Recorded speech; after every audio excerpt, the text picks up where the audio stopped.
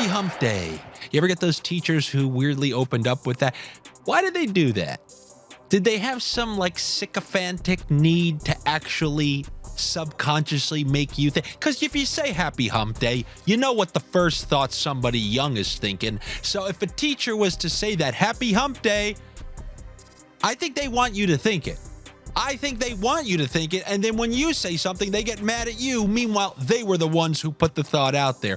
What are you talking about, Andy? Nothing. I'll start talking about hockey right now. There are 3 games here on this hump day, and 2 of them are very good, and the other one has a big scam and a semi-scam. We got 2 teams whose fans hate them. Is this going to be a weird situation where the Sens fans are weirdly cheering for the Leafs so that they can boo their own team and vice versa? The other night, I told you I thought the Leafs were a little bit more salvageable, but this is, I mean, you talk about a rivalry game like this. They always say, throw everything out the window. I don't know. Should we throw stuff out the window? I feel like a game like this, the Senators are probably going to get up for it somewhat, and the Leafs have been the opposite of trustworthy. I mean, dug themselves a 4-1 hole. We know that they have the talent to get themselves out of it, but when are they going to show up? I mean, you have to show up against your rival, and that rival needs to put out a good performance and kind of needs points to quell everything that's going around the team. They got off to that pretty good start, and they knew they had to get, like, they even said publicly, we can't be wasting any of these home games. We know how important they are. They learned how important they were last year. Well, look what's happened. When all is said and done, the big 3 from last year. Hey, kudos to the Devils. You got out of my, like, the Jackson 5, the scam 4 for me. Maybe the scam 5. Let's put Philly in the scam 5 because they came out hot last year. But the scam 5... is Philly, or was Philly, New Jersey, Detroit, Senators, Buffalo, the scam 5. Out of the ashes rose the Devils, and I take my hat off.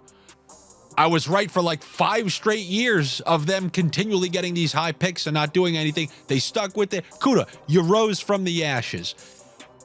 But we're just seeing a repeat of the scams once again with the same issues. The same exact issues plaguing all these teams.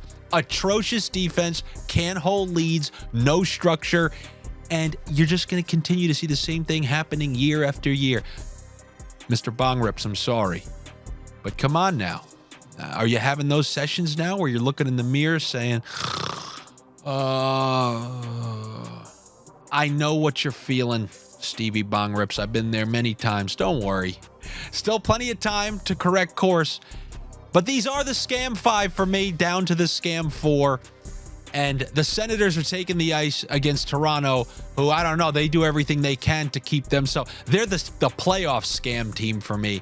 But this has got to be a good game. You can't mail these ones in. This is like Rangers Islanders, doesn't matter how good they are.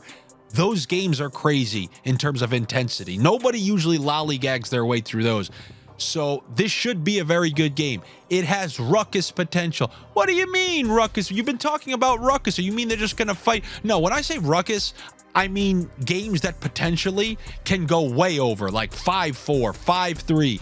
And if you want, you can build those same game parlays. Like last night, I gave out one that was plus 800, and it ended up because I thought there was a couple chances at ruckus game. It can't be any game. It has to have teams who are part of the ruckus. You know how we have our under groups? Well, there's also the ruckus groups. When they play each other, feel free to do some wild over same game parlay, player point prop parlays. Well, that was just a lot of P's, a lot of words. I probably misspoke some of them. But in this game, you had Brady Tkachuk stepping up with that post-game interview, taking heat off the coach. I'm expecting him to lead the way on this one, being very physical, getting to the front of the net. I'm thinking he gets himself a crusty point, maybe on a power play goal, a deflection, something like that.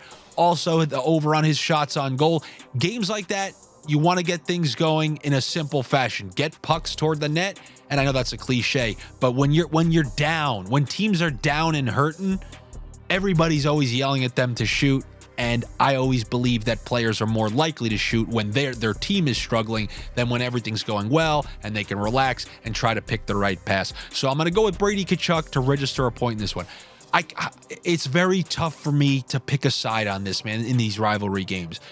But this is gut. This is not driven by anything. My gut tells me over 6.5 plus 1.5 for the Ottawa Senators. I know you could find that in like the game parlays combo. And if I am right on that, then go ahead and build one of those wacky same gamers. Now, so many times some of those Leafs are over 1.5, but I'd prefer to take somebody just for a point, whether it's a Tavares with Brady Tkachuk and the over 6.5 plus 1.5. I know that's a lot of stuff to happen. The thing is, if I'm right about the over 6.5, I feel like all the rest of them basically fall into place. So that's kind of what I got on that first one. In the second game, you guys know how I feel about Washington. Show me a relatively decent price with a team that's relatively close to okay. I'm taking them. I think Washington... My friend says ridiculous things one time. He was hungover, and I was like, oh my God, I feel like sludge. We were both hungover. I go, I feel like sludge today. He said, you feel like sludge? I feel like the trail that the sludge left. He really says absurd things. That's who Washington is to me. The trail that the sludge left. I don't care. What are they? -1. Florida's -140 favorites. I don't trust that team very much either. We know they're almost a part of my scam team, but their offense was so good 2 years ago, and then they went on the Stanley Cup run. We give them an okay Mocha Joe. What's an okay Mocha Joe? When you go, okay, Mocha Joe. Like, all right, I might be back one day, but for now, okay, I won't call you a scam. And I'm going to take Florida to beat Washington because I have no faith in Washington, and it's as simple as that. And we'll probably be seeing more bets against Washington until they give us absurd lines. Like, last night we're seeing Pittsburgh, who's just not played well at all this season, as like -175 favorites against the Ducks team that won 6 in a row. Until we see Washington disrespected to that degree, I'm betting against them. How do you like that? Then in the late game, this is a great matchup every time, and it always seems to be within one. When I think of this, I always think 3-2 final. I'm just thinking 3-2 final between these two teams with the possibility of the empty netter, which I hope doesn't happen. But like a week and a half ago, 2 weeks ago, close game on the Kings' ice. They took a 2-0 lead. Got to give Vegas credit. Vegas came back, won that game 3-2. I think something similar is going to happen. So the first thing I want to do is take the under 6.5 in that game. I forget if I have to bump that one up, but if you got to bump it up, then you got to bump it up to 6.5. And I also, if I'm going to go with a side on that game, because these games between these two, in my opinion, always feel like they're going to be close and come down to the end, I want the team that's getting +1.5. Give me the Kings at +1.5. But I want to keep reminding you, don't combine +1.5 with a 6.5 ever, because you're wasting a goal.